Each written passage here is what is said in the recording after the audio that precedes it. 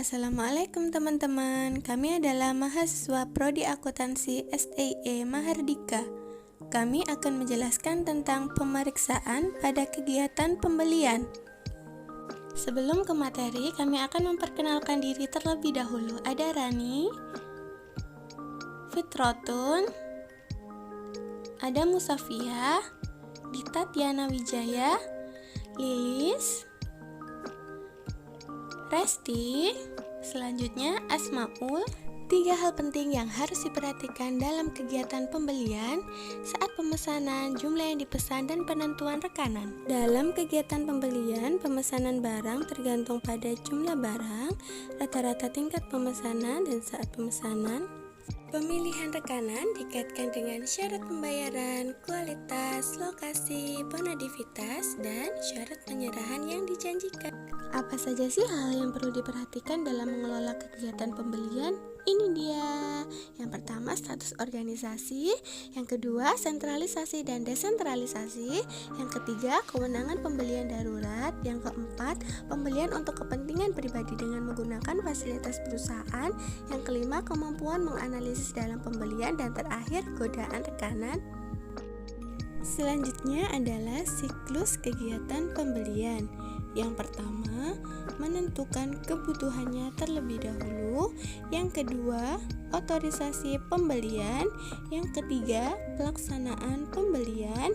Yang keempat, tindak lanjut. Yang kelima, penyelesaian pengiriman. Dan yang keenam, penyelesaian keuangan. Berikutnya adalah penjelasan tentang penentuan kebutuhan. Penentuan kebutuhan harus dilakukan atas suatu dasar yang layak dan dikomunikasikan dengan seksama kepada bagian pembelian. Mengapa demikian? Karena salah satu tujuan penentuan kebutuhan adalah untuk menilai kelengkapan dan keandalan rencana kebutuhan barang atau jasa. Selanjutnya yang kita bahas adalah pengendalian dalam kegiatan pembelian. Ada beberapa dasar penentuan yang harus diperhatikan, yaitu jadwal produksi, persediaan minimum dan persediaan maksimum, sistem just-in-time, proyek-proyek perusahaan, dan rencana kebutuhan operasional lainnya. Di subbab nomor 2 ada otorisasi pembelian. Persoalan apa aja sih yang harus diperhatikan dalam otorisasi pembelian ini? Yang pertama, apakah barang yang dibutuhkan tersebut tersedia? Kedua, apakah barang yang dimaksud lebih baik dibuat sendiri atau harus dibeli? Yang ketiga, apakah pembelian bisa dilakukan? Yang keempat, apakah anggaran mengizinkan untuk melakukan pembelian tersebut? Dan yang terakhir, apakah konsekuensi keuangannya?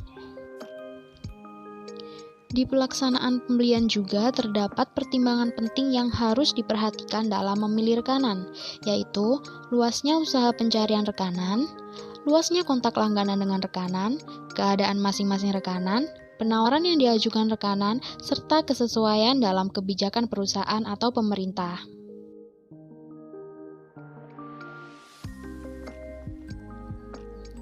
Selanjutnya yang dibahas adalah prosedur pelaksanaan pembelian.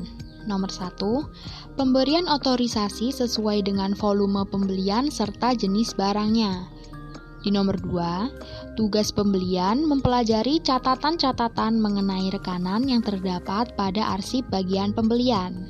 Nomor 3, petugas pembelian mengadakan konsultasi dengan atasan dan dengan pihak pemakai barang untuk mendapatkan informasi mengenai masalah yang mungkin akan dihadapi dalam pelaksanaan pembelian. Nomor 4, petugas pembelian membuat dan mengirimkan permintaan penawaran kepada rekanan dengan formulir standar.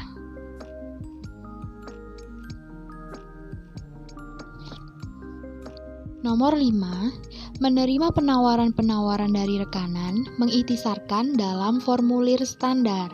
Nomor 6, rekomendasi petugas bagian pembelian diajukan kepada atasannya untuk direview. Nomor 7, pemberian persetujuan tertulis dari pejabat yang berwenang kepada rekanan yang terpilih. Dan yang terakhir, nomor 8 adalah pembuatan surat pesanan pembelian dan mengirimnya kepada rekanan yang terpilih.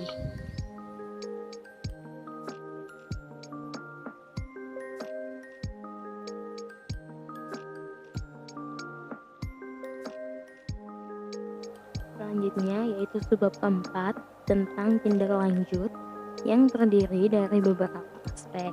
Yang pertama, tindak lanjut perlu dilakukan oleh petugas pembelian untuk menjamin pengiriman barang oleh rekanan sesuai dengan persetujuan pesanan pembelian. Yang kedua, petugas pembelian bertanggung jawab untuk memantau kemajuan pesanan pembelian yang ditanganinya. Yang ketiga, luasnya prosedur tindak lanjut yang diperlukan bervariasi sesuai dengan jenis pembelian dan panjangnya periode pengiriman atau penyerahan. Yang keempat, penyelenggaraan suatu catatan biasanya dilakukan untuk memantau tanggal pelaksanaan pengiriman. Yang terakhir, laporan-laporan tertulis secara berkala tetap berguna untuk tujuan pemantauan.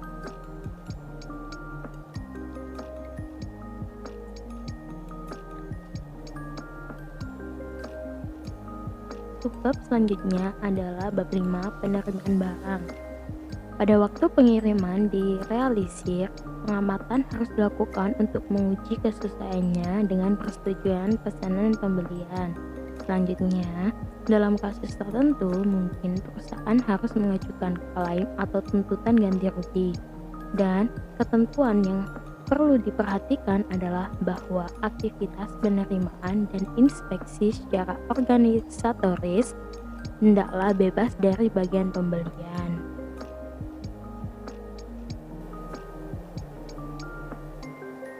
Yang terakhir adalah penyelesaian keuangan.